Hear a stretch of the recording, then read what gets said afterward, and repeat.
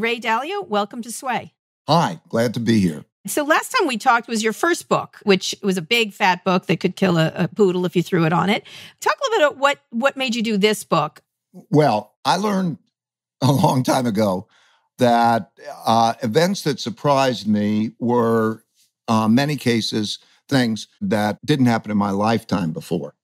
For example, 2008 financial crisis, I understood that only because I studied the Great Depression. In other words, I needed to go before my lifetimes in order to understand them.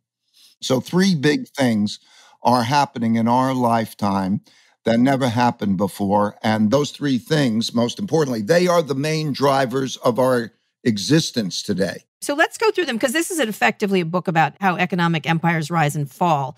So can you distill the argument? I know it's an entire book, but talk about these three things and the big cycle and where the U.S. is within it. Okay. And then, by the way, it's not economic. You can't separate economics from politics. 100%. Never could. So it's the rise and decline of empires, and it's about world power and money, right?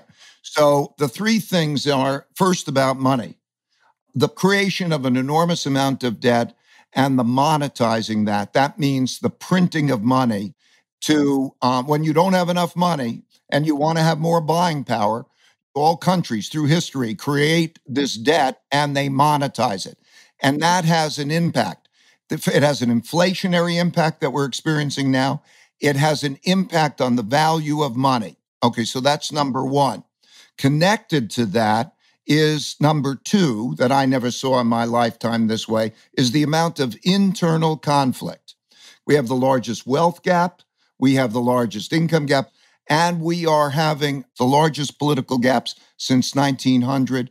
And so democracy is not working for us in the way it did. And what we're having is populism of the right and populism of the left, and irreconcilable differences in ways that never existed in my lifetime, but happened many times before. Many times before in our history. And the third is the rising of a great power to challenge the existing great power and the existing world order.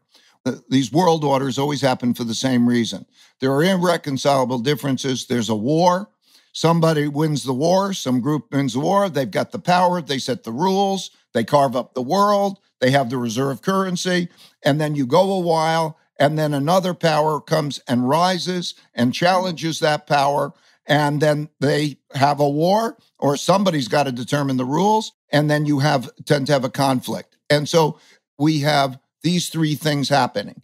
And when those three things happen together, which is the last time was the 1930 to 45 period, but you can go back in history and you could see the reason countries rise and decline.